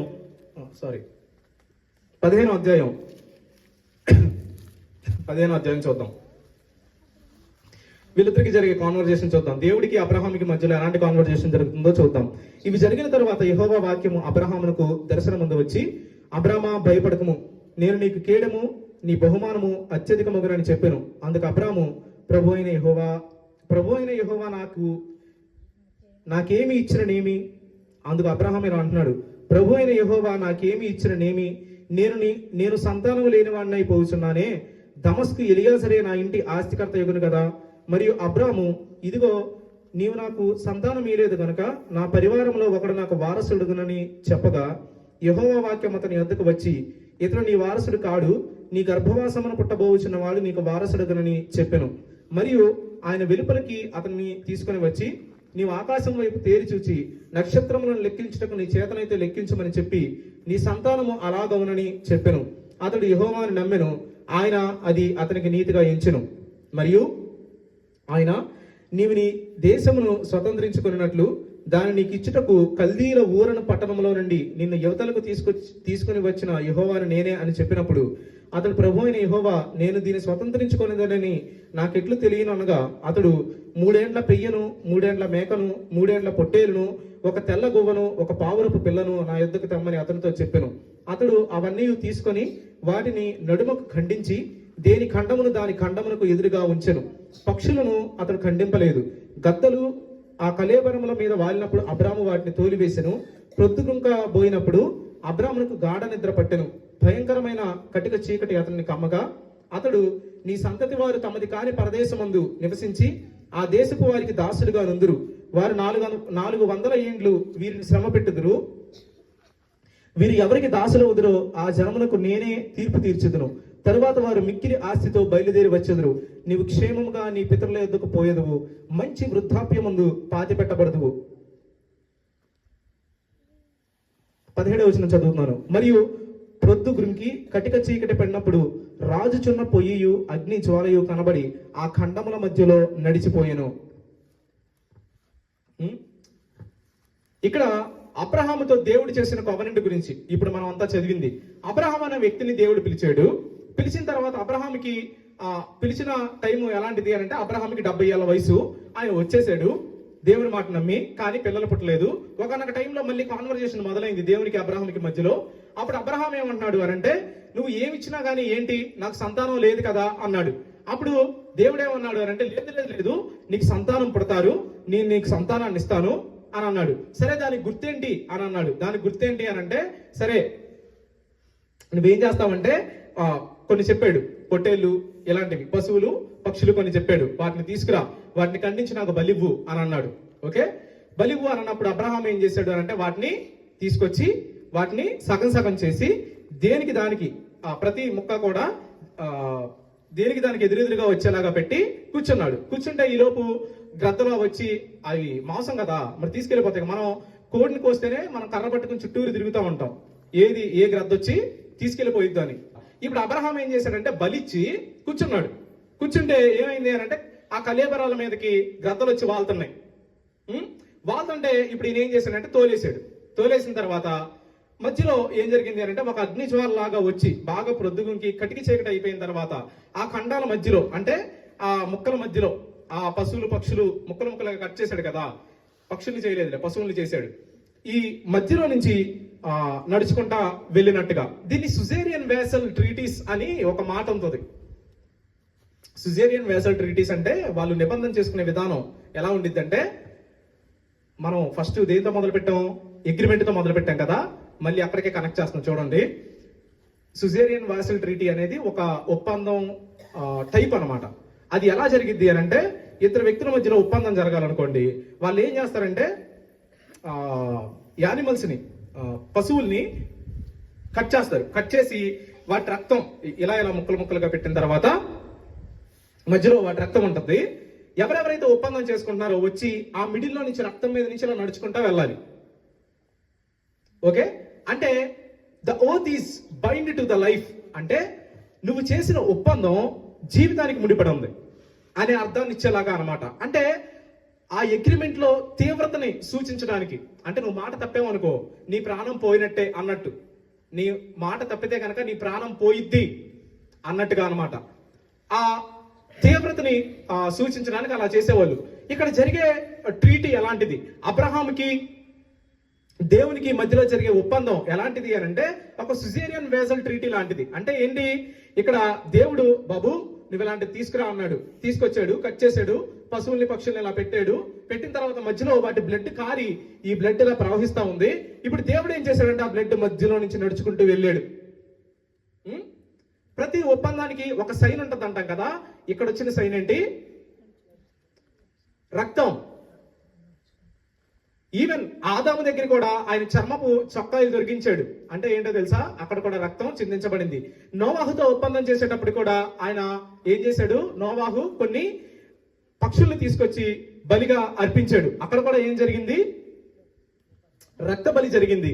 ఇప్పుడు అబ్రహాముతో చేసినప్పుడు క్లియర్ కట్ గా ఇక్కడ ఏం కనపడుతుంది అని అంటే రక్త బలి జరిగింది. అంటే ఏంటి, ప్రాణం పోయింది. మనకు తెలియాలి. అంటే కొన్ని ప్రాణాలు పోతున్నాయి దేవుడు ఒప్పందం చేసే క్రమంలో. ఓకే, దీని యొక్క నెరవేర్పు ఎలా ఉండిద్ది అనేది మనం రేపు చూస్తాం. అయితే ఈ రోజు మనకు అర్థం కావాల్సింది ఏంటంటే సింపుల్, ఒప్పందం అనే విషయం మనకు అర్థం కావాలి. ఒప్పందంలో ఇద్దరు వ్యక్తులు ఉంటారు, 2 పార్టీస్ ఉంటాయి అనే మాట మనకు అర్థం కావాలి. 2 పార్టీస్ కి కూడా ఇటుపక్క సాక్షులు లేకపోతే పెద్దవాళ్ళు ఉంటారు అనేది మనకు అర్థం కావాలి. 2 పార్టీస్ కి మధ్యలో ఒక మీడియేటర్ ఉంటాడు అనేది మనకు అర్థం కావాలి. ప్రతి ఒప్పందానికి కూడా ఒక సింబల్ ఉంటది, సింబలైజేషన్ ఉంటది అనేది మనకు అర్థం కావాలి. నోవాహుతో ఒప్పందం చేసినప్పుడు ధనస్సు, అబ్రహాంతో ఒప్పందం చేసినప్పుడు రక్తం. ఓకే, ఆ తర్వాత మనం చూస్తే సర్కంసైజన్ ఉంటది, అంటే సున్నతి చేయించుకోవడం అనేది ఉంటది. అంటే అబ్రహాం ఏమో సున్నతి చేయించుకోవాలి, దేవుడేమో ఆ ఒప్పందం మధ్యలో నుంచి నడుచుకుంటూ వెళ్తాడు. ఆ ఖండాల మధ్యలో నుంచి నడుచుకుంటూ వెళ్ళడం అనేది మనం చూస్తాం. ఓకే, ఈరోజు సింపుల్ టాస్క్ మనకి అర్థమవుతుందా, నేను చెప్పేది అర్థమవుతుందా? ఒప్పందం అంటే ఏంటో అర్థం కావాలి. ఓకే, ఒప్పందం రెండు పార్టీస్ మధ్యలో జరిగిద్ది అనేది అర్థం కావాలి. ఇది సెకండ్ పాయింట్. రెండు పార్టీస్ కి మధ్యలో ఒక మీడియేటర్ ఉంటాడు అనే విషయం మనకి అర్థం కావాలి. ఇది థర్డ్ పాయింట్. ప్రతి ఒప్పందంలో కూడా, అంటే ప్రతి కాంట్రాక్ట్ లేకపోతే అగ్రిమెంట్ లో కూడా ఒక ఫలితం రావాలి. ఫలితం రాని కాంట్రాక్ట్ ఉండదు అనేది మనకు అర్థం కావాలి. ప్రతి ఒప్పందంలో కూడా ఒక సైన్ ఉంటది అనేది మనకి అర్థం కావాలి, అంటే ఒక గుర్తు. ఇవి మనకు అర్థం కావాలి. ఆ తర్వాత ఇంకో ఒప్పందం చూద్దాం. అబ్రహాంకి చాలా మంది కొడుకులు పుట్టారు. మొట్టమొదటిగా మనం ఎవరి గురించి చూసాం? ఆదామావు గురించి చూసాం. చాలా మంది పిల్లలు పుట్టారు. ఒక జనరేషన్ వచ్చింది. ఆ జనరేషన్ లో దేవుడు నాశనం చేయాలనుకున్నాడు, మొత్తం చెడిపోయారు. కాబట్టి నోవాహుని అతని ఫ్యామిలీని మాత్రమే కాపాడాడు, మిగతా వాళ్ళందరినీ నాశనం చేశాడు. నోవాహు నుంచి చాలా మంది పిల్లలు వచ్చారు. మళ్ళీ ఒక అతన్ని దేవుడు ఏర్పరచుకున్నాడు, అతని పేరు అబ్రహాము. ఓకే, చూడండి, భూమి మొత్తం నాశనం చేయలే, ఈసారి అబ్రహాముని ఏర్పాటు చేసుకున్నాడు. అబ్రహాముకి చాలా మంది పిల్లలు పుట్టారు. అయితే ఆ వారంలో ఒక కొడుకు పేరు ఏంటంటే ఇస్సాకు. ఇస్సాకు ఇద్దరు కొడుకులు పుట్టారు. వాళ్ళ పేర్లు ఏంటంటే ఏసావు, యాకోబు. యాకోబుకి 12 మంది కొడుకులు, ఒక కూతురు పుట్టారు. ఓకే, 12 మంది కొడుకులు కలిపి 12 మంది కొడుకుల నుంచి వచ్చిన పిల్లల్ని, జాతిని ఏమంటారు అంటే ఇశ్రాయేలీ జాతి అని అంటారు. ఓకే, రేపు కొంచెం కూలంకషంగా చూద్దాం. ఈరోజు మీరు ఒప్పందం మీద దృష్టి పెట్టండి చాలు, మిగతా విషయాలు రేపు మనకి అర్థమవుతాయి. ఇశ్రాయేలీ జాతితో ఒప్పందం చేయడాన్ని ఇప్పుడు మనం చూస్తాం. ఓకే, ఇశ్రాయేలీ జాతి అని ఎందుకు అన్నారు అంటే అబ్రహాం కొడుకు పేరు ఇస్సాకు, ఇస్సాకు కొడుకు పేరు యాకోబు, యాకోబుకి ఇంకో పేరు ఉంది. ఏంటది? ఇశ్రాయేలు. ఇశ్రాయేలీకి పుట్టిన పిల్లలందరి పేర్లు ఏమన్నారు అంటే ఇశ్రాయేలీలు అన్నారు. సింపుల్ గా అంతే, దాని గురించి ఎక్కువ కన్ఫ్యూజన్ వద్దు. ఇప్పుడు ఇశ్రాయేలీలతో దేవుడు నిబంధన చేస్తున్నాడు, అది మనం చూద్దాం. నిర్గమకాండం 24వ అధ్యాయం. మరియు ఆయన మోషేతో ఇట్లనెను, నీవును అహరోనును నాదాబును అబీహును ఇశ్రాయేలీల పెద్దలలో 70 మందియు యెహోవా యొద్దకు ఎక్కి వచ్చి దూరమున సాగిలపడుడి. మోషే మాత్రము యెహోవాను సమీపింపవలెను, వారు సమీపింపకూడదు, ప్రజలు అతనితో ఎక్కి రాకూడదు. మోషే వచ్చి యెహోవా మాటలన్నిటినీ విధులన్నిటినీ ప్రజలతో వివరించి చెప్పెను. ప్రజలందరూ యెహోవా చెప్పిన మాటలన్నిటి ప్రకారము చేసేదమని ఏక శబ్దముతో ఉత్తరమిచ్చిరి. మరియు మోషే యెహోవా మాటలన్నిటినీ వ్రాసి ఉదయమందు లేచి ఆ కొండ దిగువన బలిపీఠమును ఇశ్రాయేలు 12 గోత్రములు చొప్పున 12 స్తంభములను కట్టి ఇశ్రాయేలీలలో యవనస్తులను పంపగా వారు దహన బలులను నర్పించి యెహోవాకు సమాధాన బలులుగా కోడెలను వధించిరి. అప్పుడు మోషే వాటి రక్తములో సగము తీసుకొని పల్లెములలో పోసి ఆ రక్తములో సగము బలిపీఠం మీద ప్రోక్షించెను. అతడు నిబంధన గ్రంథమును తీసుకొని ప్రజలకు వినిపింపగా వారు యెహోవా చెప్పినవన్నీ చేయిచు విధేయులమై ఉందుమనిరి. అప్పుడు మోషే రక్తమును తీసుకొని ప్రజల మీద ప్రోక్షించి, ఇదిగో ఈ సంగతులన్నిటి విషయమై యెహోవా మీతో చేసిన నిబంధన రక్తము ఇదే అని చెప్పెను. తరువాత మోషే ఓకే, ఫస్ట్ మనం ఆదాము గురించి చూసాం, ఆ తర్వాత నోవాహు గురించి చూసాం, ఆ తర్వాత అబ్రహాము గురించి చూసాం. అబ్రహాముతో దేవుడు వాగ్దానం చేసినప్పుడు, లేకపోతే నిబంధన చేసినప్పుడు ఏమని చెప్పాడు అని అంటే అబ్రహాముకి చాలా సంతానం వచ్చింది. వాళ్ళు ఐగుప్తు అనే దేశంలో 400 సంవత్సరాలకు పైగా బానిసత్వం చేస్తారు. ఆ తర్వాత వాళ్ళని విడిపించుకొస్తాను అని చెప్పాడు కదా, అది నెరవేరింది. దేవుడు చెప్పినట్టుగానే అబ్రహాంకి ఇస్సాకు అనే కొడుకు పుట్టాడు. ఆ తర్వాత యాకోబు అనే కొడుకు పుట్టాడు. యాకోబు అనే కొడుకు 12 మంది కొడుకులు పుట్టారు. ఆ తర్వాత లక్షల జనాభా అయిపోయారు. వాళ్ళందరినీ కలిపి ఇశ్రాయేలీలు అన్నారు. దేవుడు చెప్పినట్టుగానే, ముందుగా అబ్రహాంతో చెప్పినట్టుగానే 400 సంవత్సరాలు పైగా వీళ్ళు ఐగుప్తు అనే దేశంలో బానిసత్వం, అంటే స్లేవ్స్ గా ఉన్నారు, బానిసత్వంలో ఉన్నారు. ఓకే, బానిసత్వంలో ఉన్న తర్వాత వీళ్ళందరినీ మోషే అనే నాయకుడు విడిపించి తీసుకొస్తున్నాడు. ఎక్కడి నుంచి? ఐగుప్తు దేశం నుండి తీసుకొస్తున్నప్పుడు వీళ్ళు దాదాపుగా 40 సంవత్సరాలు ఆ కనాను దేశానికి రావడానికి టైం పట్టింది. ఓకే, ఐగుప్తు దేశం నుండి దేవుడు వాళ్ళకి ఇచ్చిన కనాను అనే దేశానికి రావడానికి వాళ్ళకి 40 సంవత్సరాలకు పైగా టైం పట్టింది.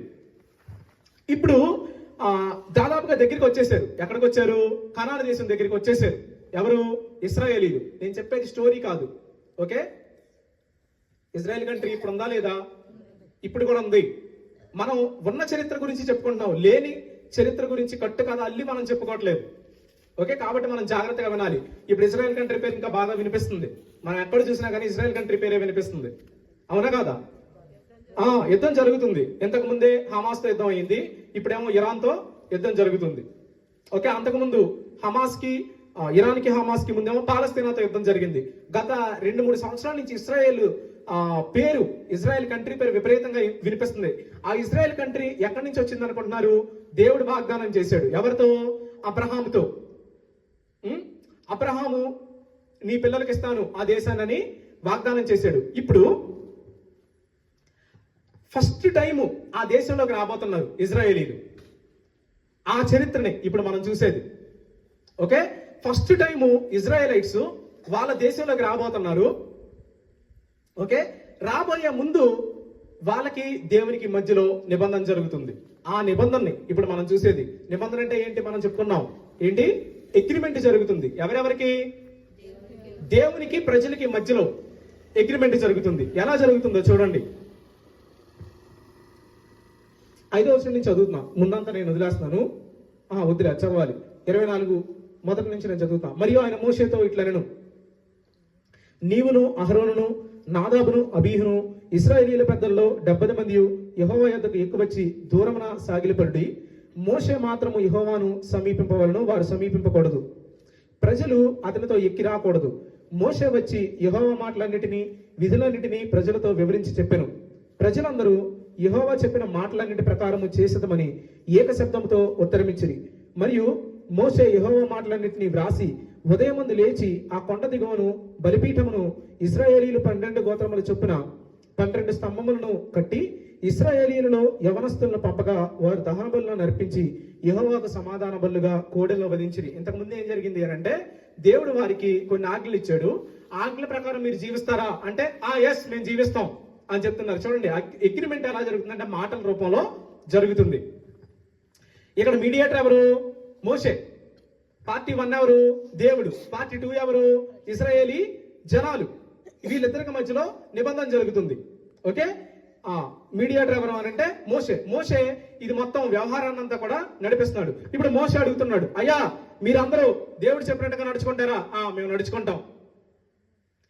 దానికి గుర్తేంటి? దాని గుర్తేంటో కింద ఉందో చూడండి. అప్పుడు మోషే వాటి రక్తంలో సగము తీసుకొని పల్లెములలో పోసి ఆ రక్తంలో సగము బలిపీఠం మీద ప్రోక్షించను.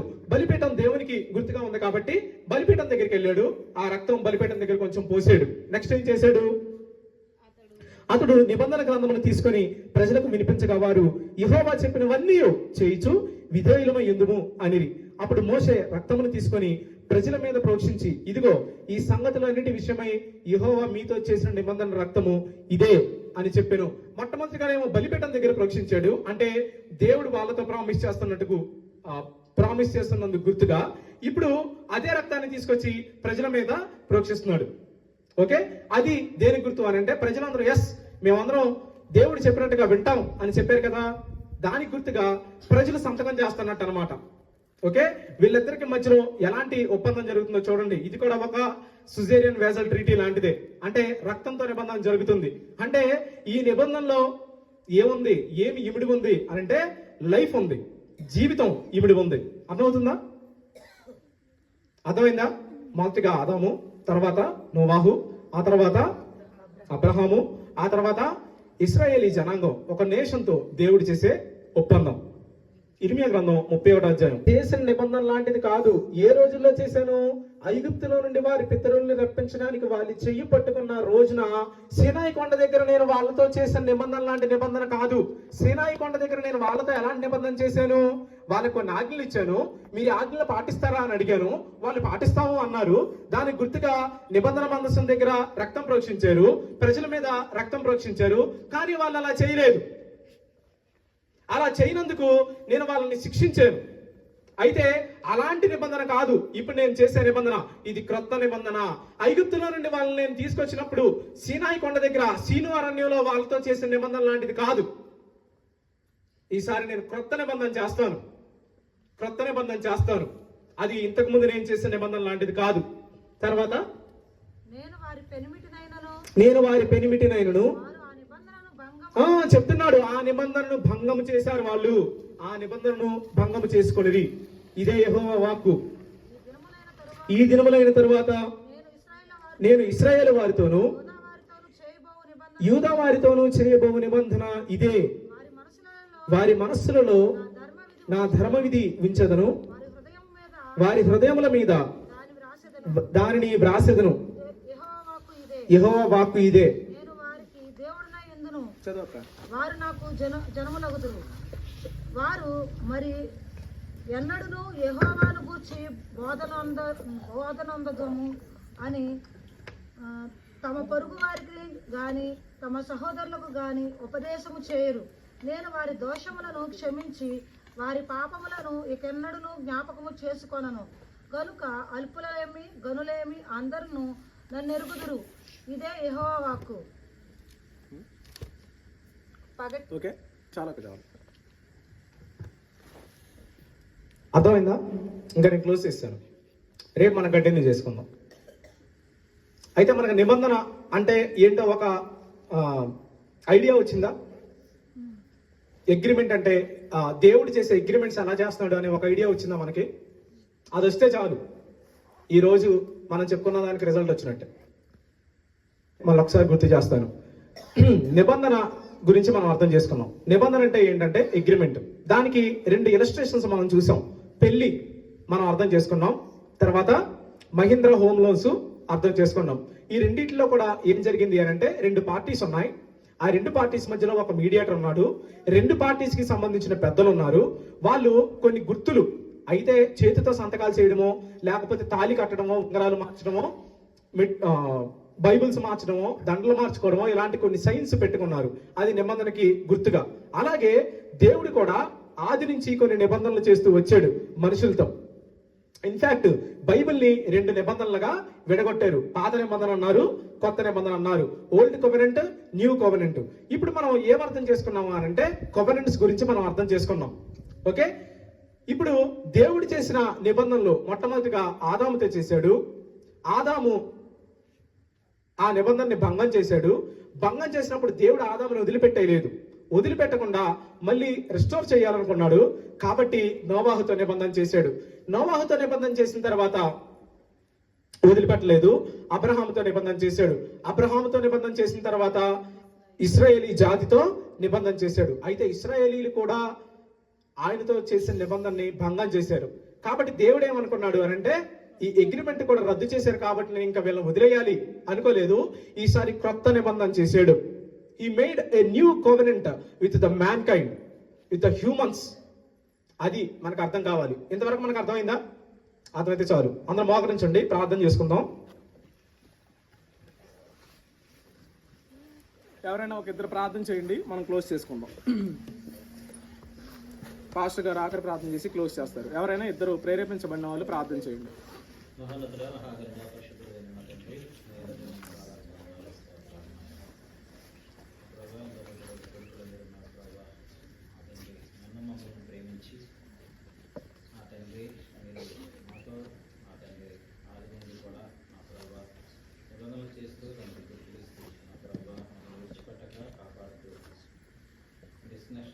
బట్టి నాయన తండ్రి వందనాలు స్తోత్రాలు ప్రభావ మీ కుమారుడు నిలబెట్టి ఆయన అనేక మర్మాలను మాకు బయలుపరిచిన నీ ప్రేమను బట్టి మీకు వందనాలు స్తోత్రాలు నా తండ్రి. నా ప్రభావ మీకును ఆయన నా ప్రభావ ప్రజలకు గుర్తుగా నిబంధనలు చేస్తూ నా తండ్రి ప్రభావ ఇచ్చిన సూచన బట్టి మీకు వందనాలు స్తోత్రాలు నా ఆయన ఇంతవరకు ఈ మాటలను తెలియజేసిన నీ ప్రేమను బట్టి వందనాలు. ప్రభావ నీ కుమారుడిని ఆయన ఇంకా 2 దినాలు రేపును మా ప్రభావ ఎదురు కూడా నిలబెట్టి ఆయన తండ్రి పూర్తిగా నిబంధన చేసుకున్నారు. ఇశ్రాయేలుతో నిబంధన చేశారు. నోవాహుతో నిబంధన చేసిన తండ్రి నీకు వేలాది వందనాలు చెల్లిస్తున్నాను ప్రభావ.